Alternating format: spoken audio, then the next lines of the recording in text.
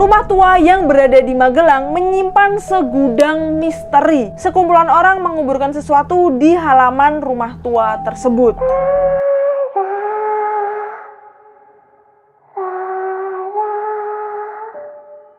Hai guys, kembali lagi di video Putri Arika. Di video kali ini gue akan menceritakan tentang rumah tua yang menyimpan segudang misteri. Kisah ini kisah nyata yang terjadi di Magelang, Jawa Tengah. Kisah ini diceritakan langsung oleh tetangga rumah tua tersebut yang namanya gue samarin menjadi Mas Wisnu. Jadi gini ceritanya. Rumah ini usianya sudah lebih dari 50 tahun. Bangunan rumah ini cukup luas, kurang lebih 500 meter. Kejadian-kejadian aneh mulai terjadi pada tahun 2008.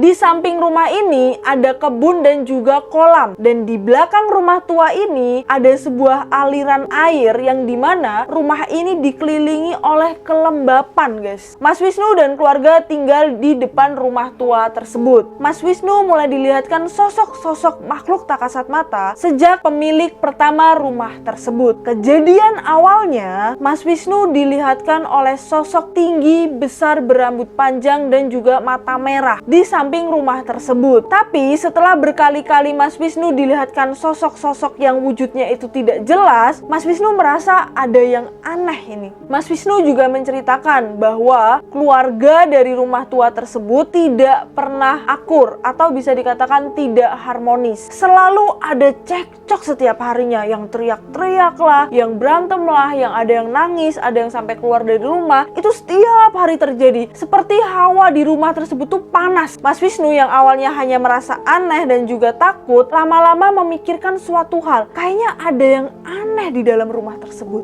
Entah yang aneh keluarganya atau emang di dalam rumahnya ada sesuatu. Singkat cerita, di malam hari Mas Wisnu mendengarkan suara rame-rame dari luar rumah. Ia mencoba mengintip dari jendela rumahnya. Di situ ia dilihatkan oleh sekumpulan orang yang sedang menguburkan sesuatu di halaman rumah tua tersebut. Mas Wisnu langsung lihat jam dan ternyata sudah jam 11 malam. Sedangkan budaya di desa tersebut tidak pernah menguburkan jenazah di atas jam 5 sore. Keesokan harinya Mas Wisnu bertanya kepada bapaknya, kalau semalam itu siapa yang meninggal, kok rame banget di depan rumah dan dikuburkan di depan halaman rumah itu. Bapaknya pun langsung menjawab kalau semalam gak ada rame-rame, gak ada siapa-siapa dan gak ada yang meninggal. Itu yang bikin Mas Wisnu kaget. Semalam tuh bener-bener nyata, tapi ternyata gak ada yang meninggal. Sampai Mas Wisnu tanya ke tetangga sekitar, ternyata gak ada yang meninggal guys. Di situ Mas Wisnu masih kepikiran karena yang dia lihat itu benar-benar nyata, dan itu mereka kumpul-kumpul itu menguburkan sesuatu itu apa, siapa. Pokoknya pikirannya tuh bertanya-tanya terus. Sampai akhirnya karena Mas Wisnu itu bertanya-tanya dan gelisah, Mas Wisnu tuh wira-wiri kanan kiri untuk ngeliatin rumah itu. Pas Mas Wisnu udah mau arah pulang, itu Mas Wisnu dilihatkan sosok seperti pocong gitu dari ekor matanya. Pas dilihat ya udah nggak ada. Salah satu hantu yang gue takutin itu adalah pocong.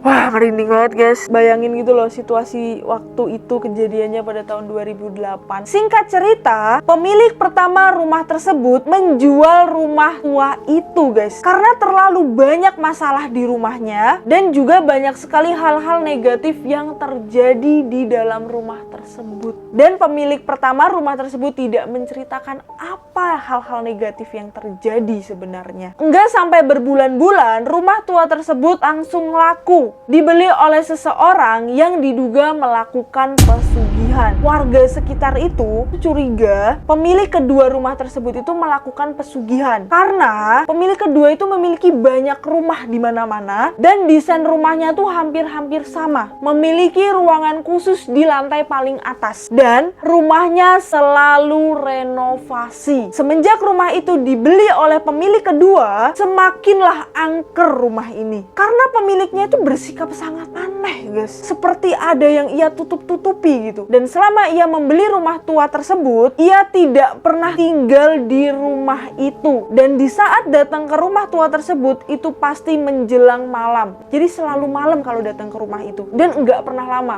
kayak 3 jam, 4 jam masuk, nanti keluar lagi. Dan itu sendirian. Aneh gak sih? Menurut gue sih aneh banget. Beberapa tahun kemudian rumah itu disewakan. Penyewa pertama ternyata adalah saudaranya Mas Wisnu sendiri. Dan kejadian mistis langsung dirasakan oleh saudaranya Mas Wisnu. Katanya ada satu kamar yang enggak boleh ditempatin dan pintunya jangan ditutup rapat-rapat. Tidak dikasih tahu alasan spesifiknya kenapa, tapi kamar itu tidak boleh ditempatin. Bener-bener tegas, nggak boleh ditempatin. Baru seminggu di rumah itu, Pak D-nya Mas Wisnu dilihatkan sosok yang sama yang sering Mas Wisnu lihat. Sosok tinggi besar, berambut panjang, matanya merah. Dan juga Pak D-nya Mas Wisnu dilihatkan sosok perempuan duduk di WC. Kebetulan kamar mandi itu lampunya mati dan pintunya kebuka. Pak D-nya Mas Wisnu itu lewat depan kamar mandi. Di ekor matanya ia dilihatkan sosok perempuan sedang duduk di WC tersebut. Karena penasaran, ia balik lagi dan lihat ke arah kamar mandi, nggak ada siapa-siapa dan ia langsung hidupin lampu. Pak D-nya Mas Wisnu merasa nggak nyaman dan nggak aman di rumah tersebut sehingga sewa rumahnya nggak dilanjutin. Karena menurut Pak D-nya Mas Wisnu, rumah itu tuh hawanya bener-bener panas banget yang bikin orang itu pengen marah dan juga